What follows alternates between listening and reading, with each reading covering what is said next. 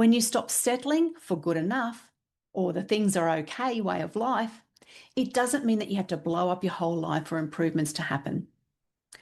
Well, hello, my friend, and welcome back to episode 194 of Redefining Midlife. I'm your host, Jo Clark. Now, we're creeping up on episode 200 now, and also 4 years of this podcast being out in the world. Two big milestones right around the corner, and I'm still just a little bit in disbelief about it. Now, I created this show specifically for women in midlife, so we can talk about subjects that don't often get discussed in depth. And each week, I do my best just to give you some tailored conversations, whether that's just me or whether it's a world-class expert or another midlife woman who's telling her story. So if any of that has meant something to you, I'd love your help to reach more women who need to hear our stories and our voice. Just a rating, a review, or sending this episode to someone in your life who's in midlife that genuinely makes a difference to the success of the show. And it'd be such a wonderful way to help me celebrate these two big milestones. Okay, let's talk about something that I think is going to hit close to home for a lot of you today. Now, I've been sitting with two words for weeks now, and it won't leave me alone. I knew it was something I wanted to talk about further. And those two words are good enough. Our finances are good enough. Our careers are good enough. Our relationships are good enough. Our lives are good enough. Now, have you ever said any of those sentences to yourself? Well, in honesty, I know I have more than once, and usually in a moment when I was quietly aware that something was off, but I just didn't have that energy to look at it properly. And good enough is a really sneaky little phrase because it sounds reasonable. It sounds mature. It sounds like we're unbothered. And that's exactly why it's dangerous, because it lets us switch off from wanting more without ever having to admit that we're doing it. And here's the thing, this entire show is built around one idea: redefining our midlife. And that has to include redefining what we're allowed to want. Because if we're still quietly living by that old definition, the one that says good enough is the appropriate amount to want at this age and stage of life, then we're not really redefining anything. Wanting more than okay, wanting more than good enough, it's not greedy. We can, we deserve, and we should want more than just good enough. And it's exactly what this show is about, like I said. You know, sometimes we say things are good enough and we say it over and over. It becomes a ceiling for us. It's like we've made an agreement with ourselves just to stop reaching or hoping or wanting more, because wanting more might feel just that little bit risky. And think about it this way. If we let ourselves admit that we want more, then we're actually opening up ourselves to the possibility that it just might not happen, that we might try it and fail, that we might ask for something different and be disappointed. So instead, a lot of us quietly lower the bar. We tell ourselves that what we have is good enough, and we stop there. And we stay, sometimes for years, trapped in a life that isn't bad, but isn't fully ours either. And I want to be really clear about something before we go any further, because I don't want this episode to land the wrong way. It's not me telling you to never be satisfied, because contentment is a truly beautiful thing. And it's something a lot of us spend years and years learning how to feel.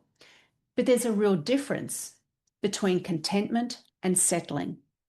Contentment is something you choose with eyes wide open because you've genuinely looked at your life and you feel at peace with it. Good enough, though, the way I'm talking about it today, well, that's something that we default into. It's something that we don't choose. And we just stop noticing that there could be or might be another option. And here's the part that I think trips so many of us up. We fear that secretly wanting more means we don't appreciate what we already have. And if we admit that there's a part of our life that we'd love to change, then we're somehow being ungrateful for everything in our life that's good. But that's just not true. You can absolutely appreciate the life you've built and still dream of a new version of it with more of the good stuff in it. Because good enough is never actually good enough. Not for a life you only get to live once. And can I just say, we don't always get to good enough on our own, because a lot of the time, the world around us actually rewards this. Someone comments on how well you're managing everything. And you take that as a confirmation that you're fine, even on the days that you're barely holding it together. Someone else might tell you how lucky you are to have the life that you have. And you swallow whatever that you were feeling, because who are you to want more than that? And we get praised for good enough so often. It just reinforces the good enough belief internally. And that belief becomes a part of who we are.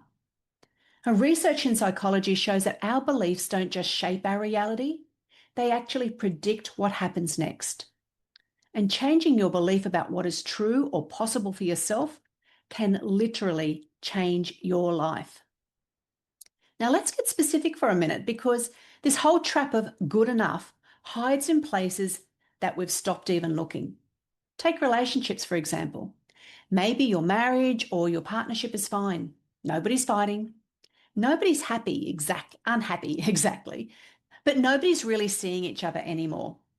You're just two people running a household together. You're ticking off the same routines daily, and then just somewhere along the way, you stopped really talking.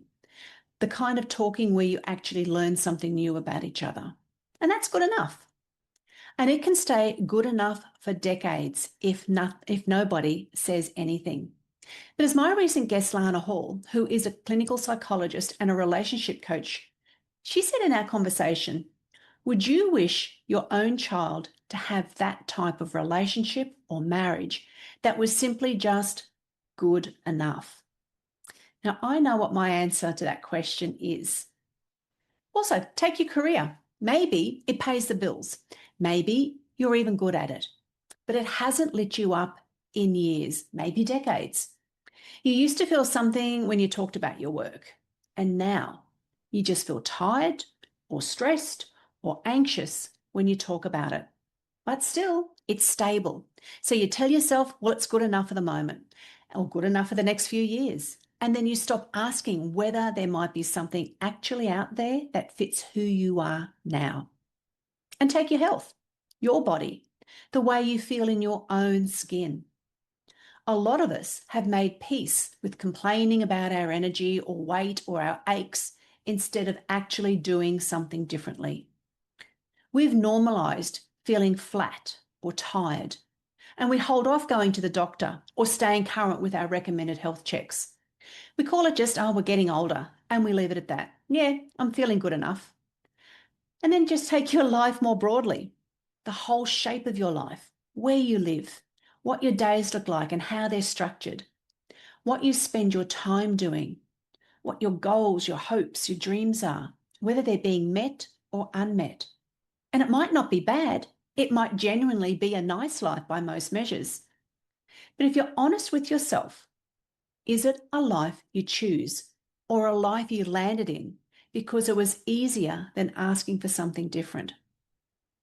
Is it simply easier to keep things as they are rather than doing something about it? And it shows up in friendships too. And I think this one gets overlooked. Maybe you've got a friendship group that you catch up with because you always have. It's not because you have great conversations that fill you up anymore. You might have conversations that leave you feeling a bit flat rather than a bit energized.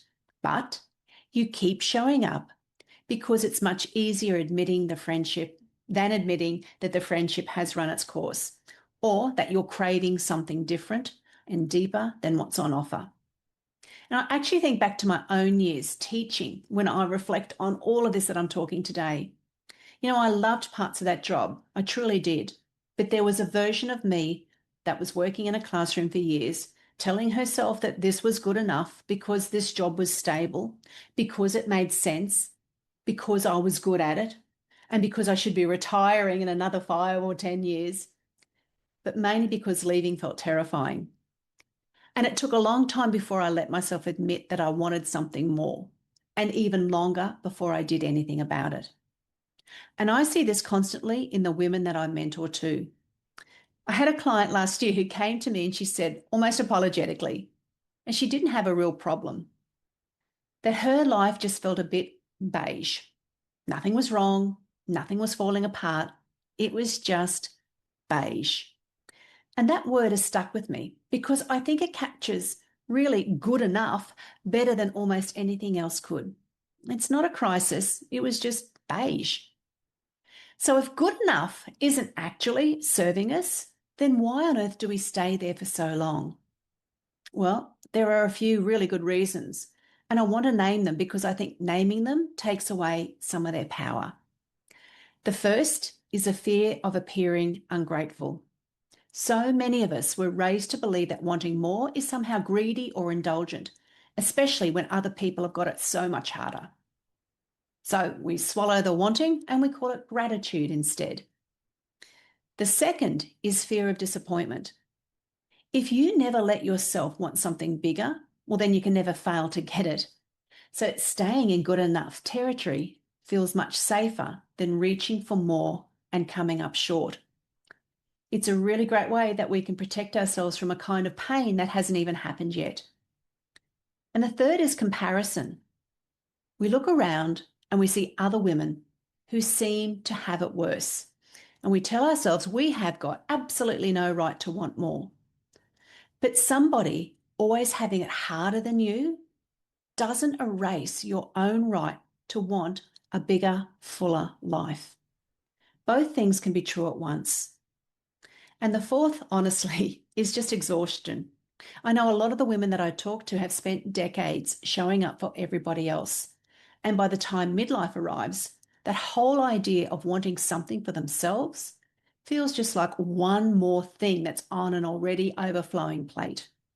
So good enough becomes a path of least resistance, not because it's actually what we want, but because it's what takes the least out of us.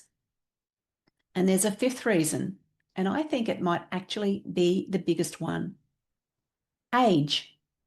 Somewhere along the way, most of us were shown, not told outright, we were just shown through the women who were around us, through the older women, what our mothers modelled, through what society quietly expects, that when you reach a certain age, it means you should simply stop wanting more or stop having dreams or goals or wanting something different. The underlying idea behind this is you've had your turn. Come on, you've raised your kids, you've built a career, you did your bit, and you just sit back and be grateful for what you've got.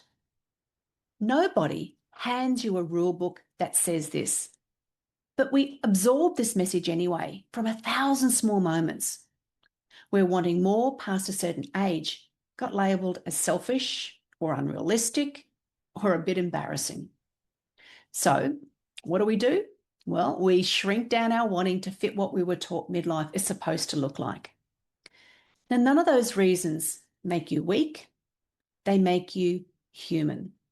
But what I want to gently challenge you today is to notice which of those is quietly running the show in your own life. Sometimes it's just one of them. Sometimes, honestly, it's several at once, layered on top of each other so thickly that you can't even tell where the settling started. And you know what? That's okay. You don't need to untangle all of it today. Just notice that it's there, because you can't change something that you haven't even let yourself see clearly. Now, there are a few questions that I think we do owe ourselves in midlife. And they're questions that rarely get asked because, well, life is so busy and full of everybody else's needs. So I want to walk through them with you now. Firstly, just ask yourself, well, where am I really? Not where you think you're supposed to be at this stage of life, and not where everyone else assumes you are. Just an honest, quiet look at where you actually stand today. Are you where you thought you'd be by now? Have you done what you wanted to do with your life so far? Or is most of us still sitting on a list somewhere? And do you feel like you're behind or ahead or just somewhere in between? In reality, most of us haven't asked ourselves this properly in years because, well, we're too busy managing everybody else's version of where we should be. Now, the second question, the deeper question to ask yourself, is what would change if I stopped postponing the things that make me feel most alive? You know, so many of us have a list, even if it's not written down anywhere, it's somewhere in our thoughts, in what we believe and what we think. It might be the trip that we keep pushing back, the hobbies we used to love and then we just quietly dropped, or it might be a conversation that we've been avoiding. But what happens if that list stops being something for later on and it starts becoming something for this year or this month or even today? Now, the third question to ask yourself is, what are my dreams now? Not the dreams you had when you were 25 and not the dreams that somebody else handed to you. Your dreams at this exact age and stage with everything that you know now that you didn't know back then. Because I think a lot of women assume that their dreaming years are well behind them. That dreaming is something you do when you're in your 20s and maybe 30s before life gets too serious. But I'd argue midlife is one of the richest times to dream because you finally know yourself well enough to dream accurately. And then the fourth question to ask yourself is, well, how do I create this new version of me and my life? This is the one that scares people the most because it actually asks you to do something, not just think about it. But as I always say and recommend, it doesn't need to be a dramatic change. It can start as small as having one honest conversation or one changed habit or one boundary that you finally hold. And here's what I want you to know about those four questions. Nobody can answer them for you. Not your partner or your best friend, not me. They're yours to sit with. And they deserve more than a passing thought as you listen along to this episode. And a little reminder for you, this all doesn't need to begin because something has fallen apart. Sometimes it begins because you finally stop settling for good enough. And those questions, well, they can stir things up. And I don't want to leave you here with feeling all stirred up thoughts. So let's talk about what's actually possible once you start answering them. When you stop settling for good enough or the things are okay way of life, it doesn't mean that you have to blow up your whole life for improvements to happen. Like I said before, most of the time it's much quieter than that. It is having that honest conversation with your partner again instead of just running the household side by side. It's finding out who you are at this stage in life as a couple. It's finally looking properly at a career change that you've been dismissing as unrealistic. It's saying no to the friendship catch-up that drains you and yes to the one that actually fills you back up. It's looking in the mirror and feeling something other than a resignation. It's acknowledging that you deserve more than simply good enough. You really do deserve far more. And none of that requires you to have it all figured out today. It requires you to stop calling flat, beige, quietly unhappy good enough and start calling it what it actually is.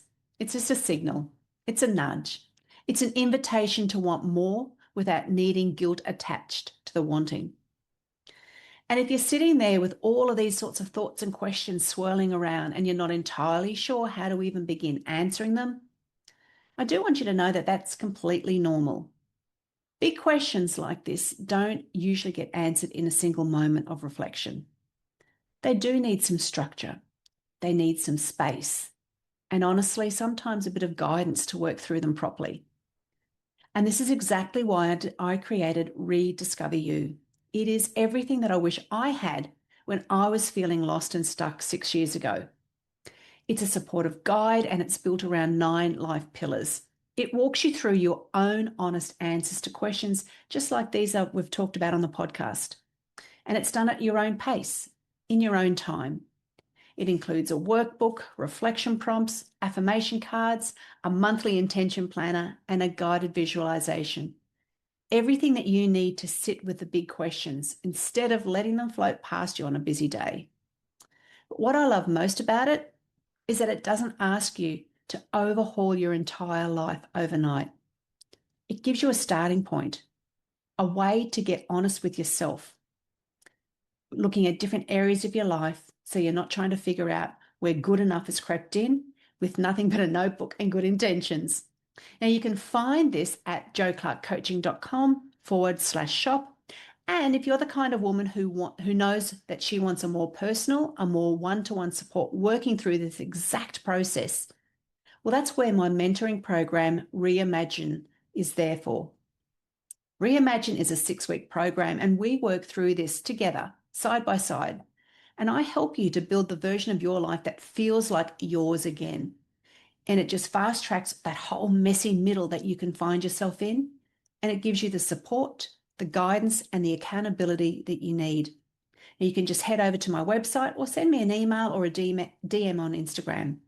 And in upcoming episodes, I'm going to be introducing you to some of my mentoring clients so you can hear firsthand from them how powerful the Reimagine Mentoring program is. Now, before we wrap up today, let's just bring it all together. Good enough, that whole feeling of good enough, can quietly become a trap for you. And it's one that you can easily fall into out of fear or comparison or exhaustion, rather than having a genuine contentment in your life. And it shows up in our relationships, our careers, our health, and the overall shape of our lives. And underneath it, the questions that are worth asking are, where am I really? What would change if I stopped postponing the things that make me feel alive? What are my dreams now? And how do I create this new version of me? And remember, you don't have to have all of those answers today. You just have to be willing to start asking. That's genuinely where it begins. Not with certainty, just with a willingness to stop settling for beige when you could have a life that's Technicolor. And if you want to get serious and make some real changes, you know you can get that help from me. Now, as always, thank you so much for spending this time with me today. I'm going to be seeing you back here next week, but until then, just take care and keep on redefining your midlife. Thanks so much for listening. If you enjoyed today's episode, please rate, follow, and share it with another incredible midlife woman. And join me next week as we keep creating an amazing second half of life.